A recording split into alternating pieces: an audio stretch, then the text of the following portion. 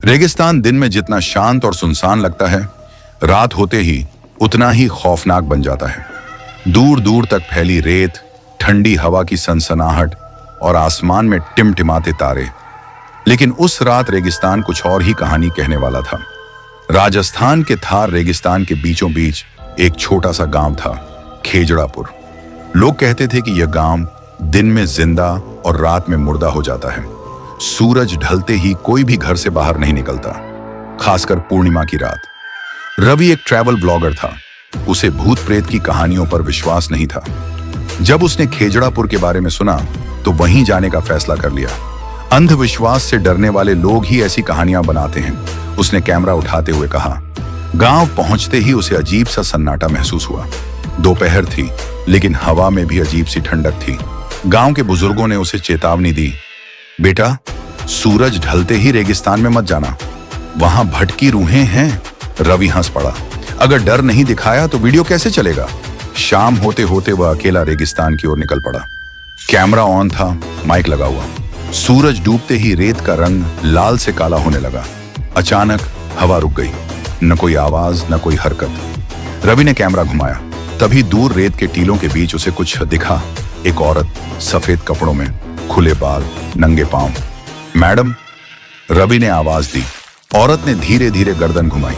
उसका चेहरा देखकर रवि का दिल जोर से धड़क उठा। आंखें पूरी तरह काली, मुंह से रेत झर रही थी। अचानक वह औरत हवा में तैरती हुई रवि की ओर आने लगी। रवि पीछे हटने लगा। कैमरा गिर गया। रेत में पैर धंसते जा रहे थे। तभी उसके कानों में फुसफुसाहट गूंजी। प्यास लगी है।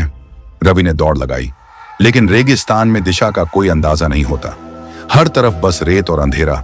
अचानक उसके सामने एक पुराना खंडहरनुमा कुआं दिखाई दिया। वह राहत की सांस लेकर कुएं के पास पहुंचा, लेकिन जैसे ही उसने अंदर झांका, कुएं से सैकड़ों हाथ बाहर निकल आए, सूखे जले हुए हड्डियों जैसे हाथ। रवि चीख पड़ा। उसी पल उसे पीछे से ठंडी सांस महसूस हुई। अब तुम भी यहीं रहोगे? वह वही औरत थी। अब उसके चेहरे पर चमड़ी नहीं थी, सिर्फ खोपड़ी और जलती हुई आंखें। रवि जमीन पर गिर पड़ा। अचानक रेगिस्तान की रेत हिलने लगी। धरती के नीचे से कराहने की आवाजें आने लगीं। रेत से लाशें निकलने लगीं। पुराने समय के लोग, औरतें, बच्चे, मुसाफिर। एक बूढ़ी आत्मा आगे आई और बोली, हम सब प्यास से मरे थे, इस रेगिस्तान ने हमें निगल लिया। रवि समझ गया, यह जगह श्रापित है। उसने आखिरी ताकत लगाकर भागने की कोशिश की। तभी तेज रोशनी हुई। उसकी आंख खुली। सुबह हो चुकी थी। वह गांव के बाहर पड़ा था। लोग उसे देखकर हैरान थे। तुम जिंदा कैसे हो? एक बुजुर्ग ने कांपती आवाज में पूछा। रवि कुछ बोल नहीं पाया। उसके बाल सफेद हो चुके थे। उसका कैमरा, उसकी रिकॉर्डिंग, सब गायब था।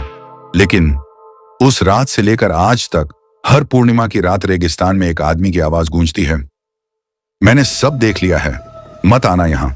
और लोग कहते हैं वह आवाज रवि की आत्मा की है।